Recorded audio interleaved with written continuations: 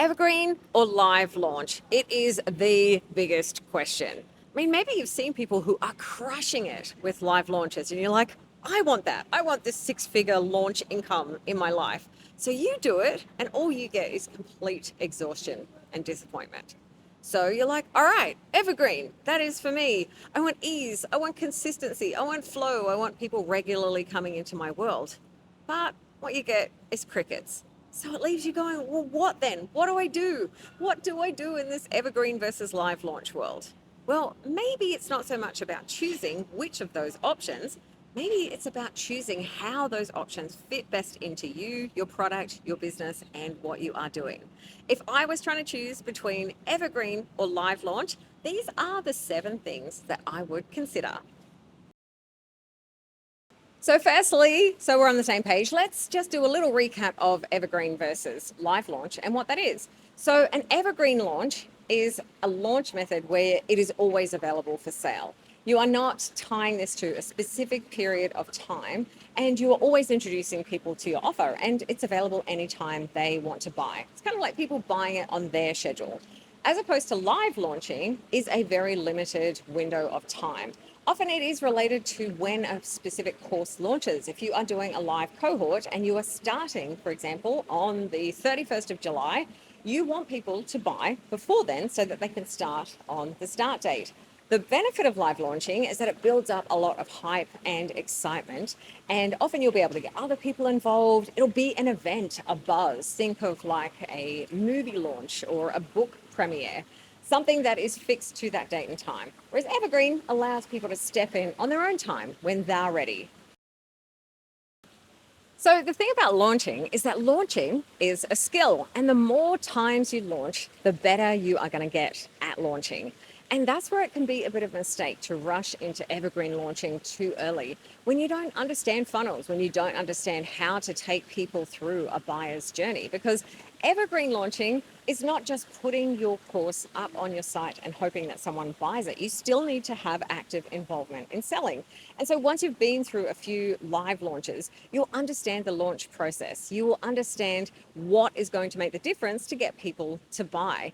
And you'll learn the different types of skills that you need to really refine and optimize your evergreen launch journey. So if you've never launched before, even if you have absolutely zero expectations of the launch, I do think it's a really good idea to go through a launch or two just to learn how to launch and release those I'm going to make $100,000 expectations. And then that is going to give you the skill base and the information that you need to be able to take your launch into evergreen and have it be successful. Now, evergreen can feel really attractive because it feels like it's less work. You don't have all the stress and hype of a live launch and having to manage everything all in a 1 week period. So you might be like, oh, I'll do it on evergreen. But you've got to be really careful that you don't then replace that I'll do it on evergreen for I'll do it someday and let things sit, because you still need to do the same amount of work. You are just automating a lot of the work. You are doing things so it happens in the background. But getting attention and eyes on your offer is critical, because if you do not get enough people seeing the thing that you're selling and going through that evergreen launch process, it's going to be hard to get the effective sales that you want. You are not going to have as good of a result from evergreen anyway. And if you don't actively sell and do things to get your offer in front of people, then it's going to be an even smaller result. So evergreen sales is not selling. It is just selling in a different way. It's really important to remember that. But the great benefit of evergreen sales is that you can experiment because you've got a longer time frame. You don't have some very short window of time.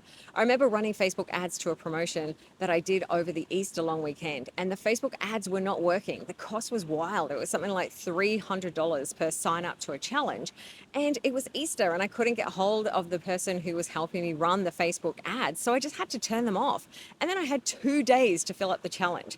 You can't respond in real time and do things as quick and recover from it when you're doing a live launch. But when you are selling on evergreen, it gives you more time to make changes, make tweaks, and optimize. But you have to make sure that you're actually doing that, and you're not just putting that up on a site and hoping for the best and that Google is going to be your friend and send traffic and these sales are going to come out of nowhere. The sales still come out of work. It's just maybe that it's less stressful work.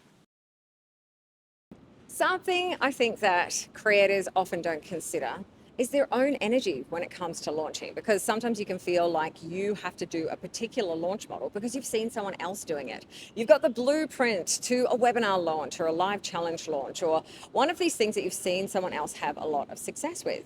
And you try and model that. You try and do the same thing that they've done, expecting the same result. However, their business is likely to be very different from yours. You may be in a different season of energy.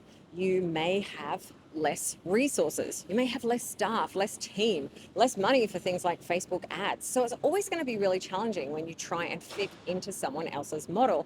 And that's where it is really great to experiment and try launches to try and fit what suits you.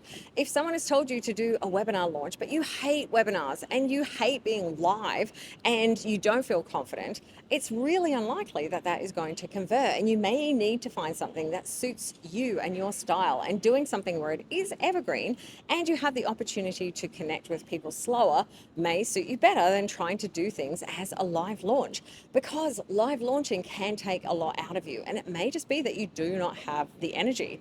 It's also important to consider your audience and the type of season they may be in. The thing with launching and setting specific launch dates, especially if it is not tied to a start date of a course, if you're just like, all right, I'm going to launch and it's going to be open from X date to Y date, that is you determining the dates. You're not considering where your audience is at. And maybe you are going to launch at a time that people in your audience just aren't ready yet to buy.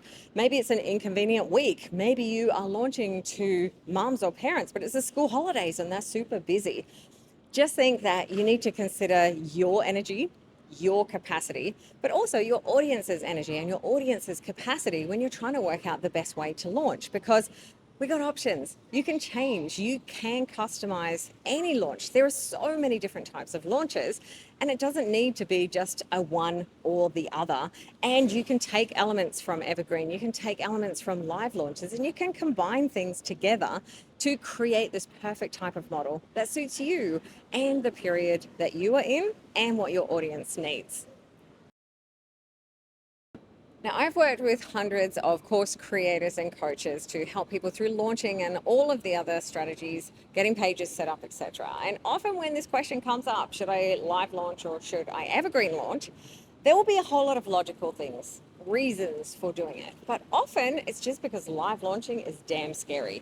And people want to evergreen launch because they don't want to put themselves out there. They don't want to have the risk that the launch will fail and then all of their dreams and hopes will fail along with it. I have met too many people who've done one live launch and then decided, all right, it didn't work. I'm not cut out for this course creation business. And I don't want that to be you.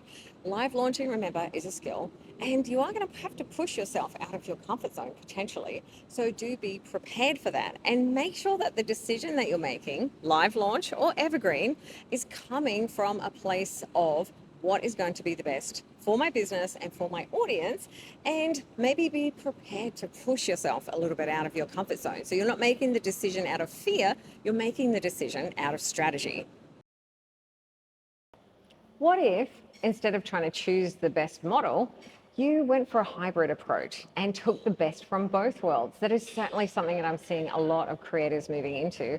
And in 2025, I think that that is the way to go. Think about it if you were going to join a gym and suddenly you woke up and you were super inspired to start exercising. But you went to the gym and they were like, sorry, we actually aren't going to be launching again until July. You're going to have to wait till then. But you can join our wait list in the meantime. What are the chances that you're going to wait? I would say it's more likely you'll just go and find another gym that lets you join straight away.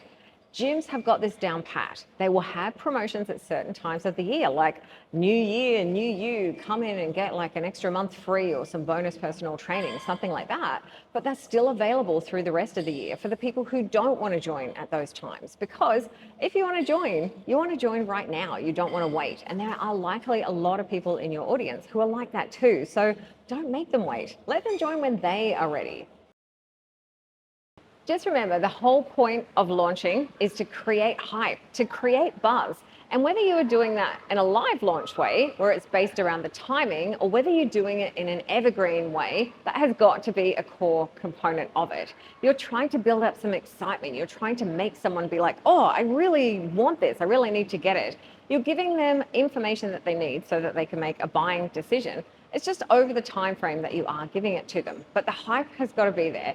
Imagine if Apple just released an iPhone and never said anything about it. Suddenly it was just in the shops. And it's like, oh, you can buy this now if you want. There is no way people would be queuing up at the door. There's no way that if people wanted to buy the new Nintendo Switch that people have been talking about for months, that they would be queuing up and camping outside the doors to be the first ones to get it. And in your live launch, when you are building up that anticipation and you're saying, hey, on a certain day, this is going to be available. Imagine that you have been talking about this for weeks and then suddenly the day's here and you can remind people and you're like, tomorrow is the day, you can be the first one to join. There's always going to be people in your audience who are those first movers who are going to be really motivated because they have got in on the hype. But you're likely to also have people in your audience who are the ones who want to sit back for a while. They want to see people's reactions. They're not driven by that FOMO and they want to buy on their schedule. And that's where those evergreen sales can come in. So maybe think about it from that product type perspective, where you launch something, you have it available and you build up hype, and then it is ongoing available after that. So it's that hybrid model that allows you to get the best of both worlds. Hype and attention, and then a longer, slow burn with still reasons to buy. Like, you still want to make people excited. It's not like you're like, all right, well, it's here now. You want to get people interested and understanding why your product is for them. The most important thing you need to remember is to launch. Get your work out there and get it in front of people so you can start making sales. If you would like to discover more great content like this to help you learn how to sell through funnels, and be a fantastic creator, I would love if you would subscribe to this channel. Just click down below and I'll see you in the next video. Bye-bye.